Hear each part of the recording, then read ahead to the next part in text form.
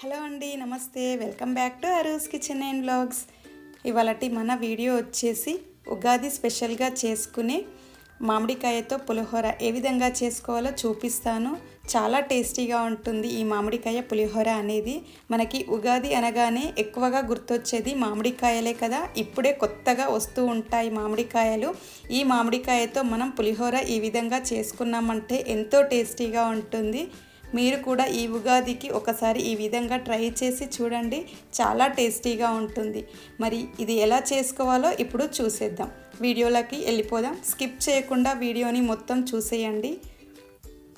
దీనికోసం ఒక గిన్నె తీసుకొని ఇందులోకి 1 గ్లాస్ వరకు రైస్ని తీసుకున్నాను. ఇలా రైస్ని తీసుకున్న తర్వాత వాటర్ వేసుకొని బాగా కడుక్కోవాలి. ఇలా శుభ్రంగా కడుక్కొని మళ్ళీ ఇందులోకి వాటర్ని వేసుకొని కొంచెం రైస్ మునిగేంతవరకు వాటర్ని వేసుకోవాలి. వేసుకొని వీటిని స్టవ్ పైన పెట్టుకొని మనం రైస్ని ప్రిపేర్ చేసుకోవాలి. ఇందులో మనం కొద్దిగా ఆయిల్ని వేసినట్లయితే మనకి రైస్ అనేది పొడి పొడిగా వస్తుంది. ఈ విధంగా కొద్దిగా ఆయిల్ని వేసి ఒకసారి అంతా బాగా కలుపుకోవాలి. ఇలా కలుపుకున్న తర్వాత మూత పెట్టుకొని మనం రైస్ అనేది ప్రిపేర్ చేసుకోవాలి. చూసారు కదా, ఈ విధంగా రైస్ అనేది ప్రిపేర్ చేసుకోవాలి మనం.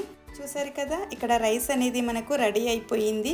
ఇలా ఒక ప్లేట్లో వేసుకొని రైస్ అంతా చల్లారబెట్టినట్లయితే మనకి చల్లారిన తర్వాత రైస్ అనేది పొడి పొడిగా వస్తుంది. నేనైతే ఈ విధంగా గిన్నెలో రైస్ని ప్రిపేర్ చేసుకున్నాను.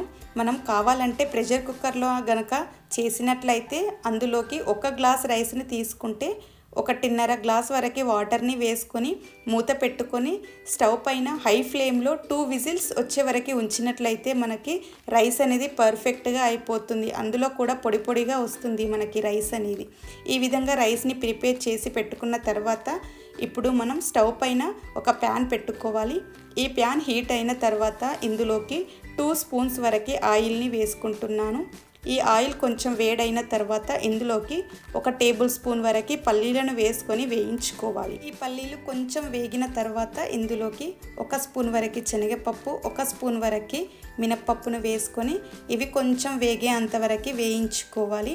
ఇవి కొంచెం వేగిన తర్వాత ఇప్పుడు ఇందులోకి మనం ఒక 4-5 వరకు పచ్చిమిర్చిని ఈ విధంగా కట్ చేసుకొని వేసుకోవాలి.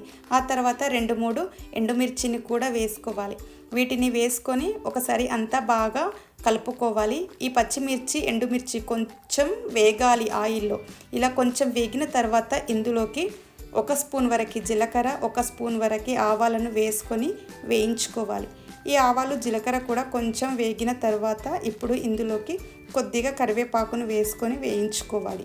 ఈ కరివేపాకు కూడా కొద్దిగా వేగిన తర్వాత ఇందులోకి ఇప్పుడు మనం జీడిపప్పును వేసుకుంటున్నాను కొద్దిగా. ఇక్కడ జీడిపప్పు మాత్రం ఆప్షన్ అండి, నచ్చితే వేసుకోవచ్చు లేదా స్కిప్ చేయొచ్చు.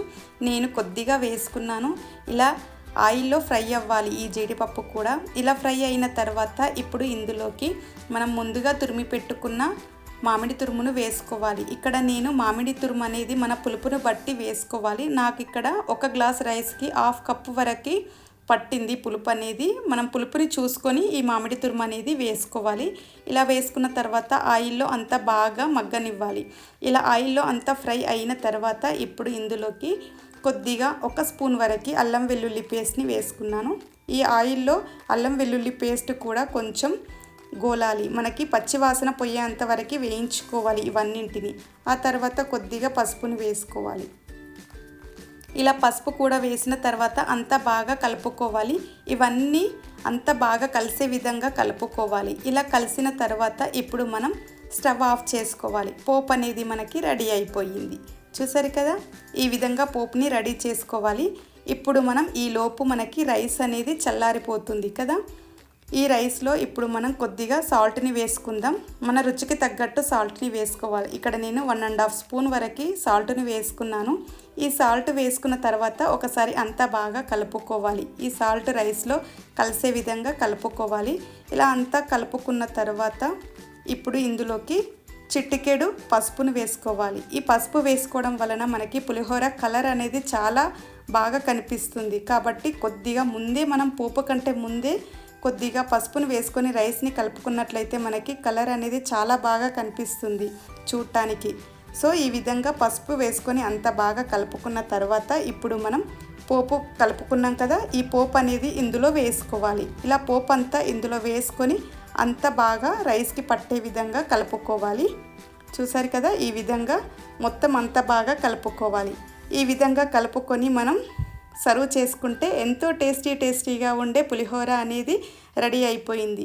ఈ మామిడికాయ పులిహోర అనేది మనకి మామిడికాయలు ఇప్పుడే కొత్తగా వస్తున్నాయి కదా, సో అప్పుడే వచ్చిన మామిడికాయలను తెచ్చుకొని మనం ఈ విధంగా పులిహోర కలుపుకున్నట్లయితే చాలా టేస్టీగా ఉంటుంది. ఈ ఉగాదికి తప్పకుండా మీరు కూడా ఈ విధంగా ఒకసారి పులిహోరను చేసుకొని చూడండి, చాలా టేస్టీగా ఉంటుంది. ఎలా వచ్చిందో నాకు తప్పకుండా కమెంట్ చేయండి. చూసారు కదా, మామిడికాయ పులిహోరను ఏ విధంగా చేసుకున్నాము. పుల్లగా టేస్టీగా చాలా బాగుంటుందండి. మీరు కూడా తప్పకుండా ఈ పండగకి ఒకసారి ఈ విధంగా ట్రై చేసి చూడండి. మనకి మామిడికాయలు ఇప్పుడిప్పుడే వస్తూ ఉన్నాయి కదా, ఈ విధంగా తురుముతో మనం మామిడికాయ పులిహోర చేసుకున్నట్లయితే చాలా టేస్టీగా ఉంటుంది. మీరు కూడా తప్పకుండా ఒకసారి ట్రై చేసి చూడండి. ఎలా వచ్చిందో నాకు కమెంట్ సెక్షన్లో కమెంట్ చేయండి. మీకు ఈ పులిహోర నచ్చినట్లయితే ఒక లైక్ చేయండి, షేర్ చేయండి, సబ్స్క్రైబ్ చేయండి మన ఛానల్ని. Thank you for watching.